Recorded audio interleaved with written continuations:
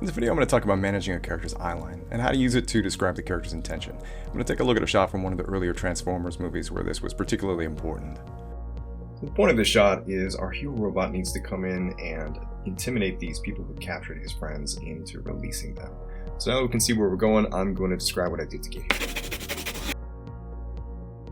The first thing I need to consider is the continuity. In the previous shot, we see this character in the form of a car driving up this ramp, and then he transforms and begins to jump over this fence. So I know he's got to start on the other side of the fence and then enter into the frame. And when he enters, there are his friends here that he needs to save, and then there's these people who've captured them. So that we see one here, one here, one here, and then another one in the background over here. There's enough time at the beginning of the shot for the audience to kind of get the lay of the land of where everybody is, but we don't get to spend a lot of time there before all these people start to get either off screen or kind of obscured by other things on the screen. So we see this guy disappears, and then these two guys back here, and this guy kind of remains throughout the shot, but he's on the edge of the shot. So I need to suggest where all those people are, and I kind of need to respect the layout of the frame, but I need to maintain their position without the audience being able to actually see them very clearly. So now I need to think about the camera move as it relates to this as well. We can see the camera's relatively still here. It does a little bit of a tilt up and a push in. And then there's a camera move where we go left to right pretty quickly in through here. So I'm going to suggest the action of the body of my character, the follow through of this jump over the fence, to take him from screen left to screen right through there. And I want to mostly be considering the position of his head in screen space. So we go from here to there, and that motivates this camera move. We can kind of see where this building is shifting in space. And then we get to here, and we can see in these lights in the background and these in the foreground that things start to slow down again. But I need him to get into action quickly. So this motion that I'm going to do from right to left with the head, I'm going to make it feel really clear and forceful, because it's going to happen within that camera move, and I want the audience to be able to see that he's leaned in here and he's paying close attention to this person off screen, and then that'll set up this point thing that he's doing here. But I've got to have the audience see that, so I need to make that moment feel very clear and intense. And then the camera is mostly still throughout the rest, so I can not have to worry too much about the eye direction changes that are going to happen. I'm feeling pretty confident that the audience is going to be able to see those, and I don't have to do these big broad movements to make those to read clearly. Another thing that I can see by the way that this scene is laid out, that because our character starts on the other side of this fence, he doesn't know where anybody is at the beginning of the shot. So there has to be a sense that he's searching around. So the way that I accomplish that is I have him start doing, he comes in, the head gets still, and we can see that the blur on the head starts to diminish here. I let it get into screen space and kind of hold a little bit there. And what I'm suggesting here is that he's looking at his friend over here, and then we see him do this big turn over this way and push in that way. And he's doing this searching moment. Then he finds his target, and then over here he's going to do another search where the head moves, and it stops a little bit here in the middle. He's looking, and then it does another turn again. So there's a little bit of a click, click over here where he's looking for his next target, and then he finds it, and then he turns again, and then he's going to do a search over back to his original eyeline. Another thing that's important here is because of the distance that we are from this character and the amount of motion that's in the camera, it's going to be difficult for me to see the eye direction. I'm going to have to describe this mostly with the direction of the head. I can see it a little bit here when the head slows down. So now we can see just barely where the pupils and iris are suggested on this character. And then here, when the head turns, it's relatively slow, and because there's some light inside of those eyes, we get a little bit of a sense that the eyes are leading. But for most of it, we're going to see it in the angle of the head. So I need to consider making sure that that's clear. I can suggest the eyes, but the audience is probably not going to read the change in eye direction that happens. They're going to see it in the head. One general principle that I want to point out with regard to animating the eyes is they need to be locking on to things. The eyes want to find something to focus on. If they're continually moving around through space, all my character is going to see is just a blurred image.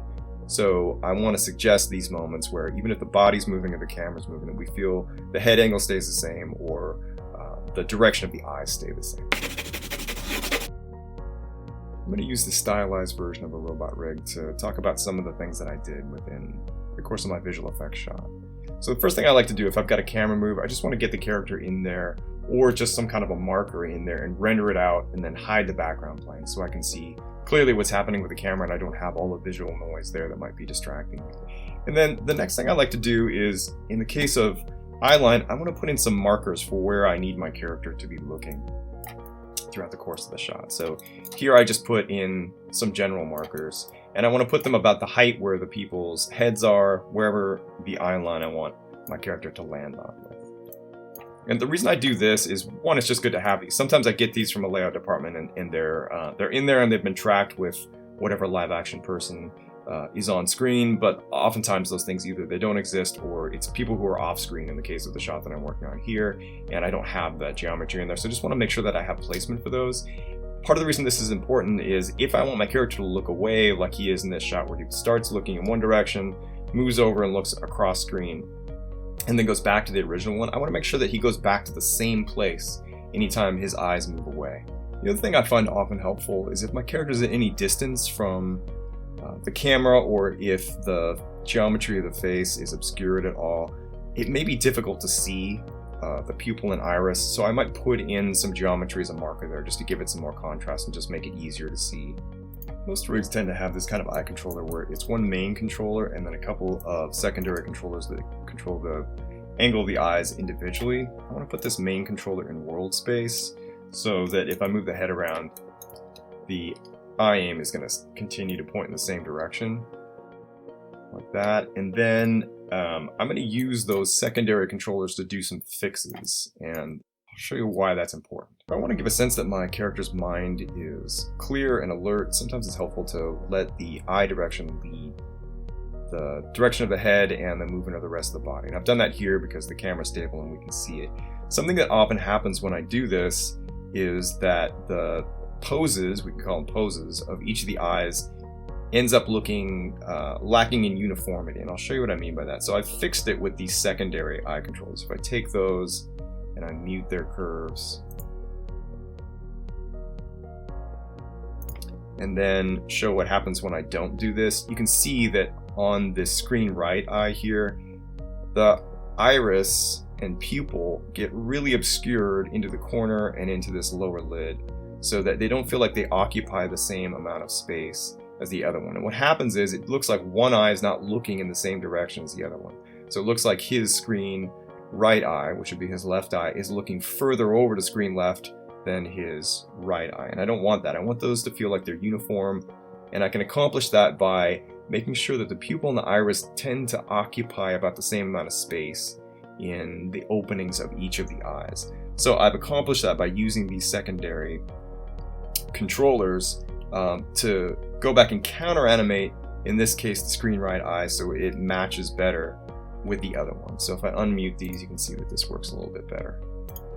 So now that moves over, and then within the course of this, they tend to look a little bit more uniform, and that gives a better look, makes my character look more alert and more consistent. The thing I want to think about is it's tempting sometimes to think that I can move this main eye controller from one position to another, let it lock on my target over here, and then no matter what I do with the head angle, the eyes are just going to look correct.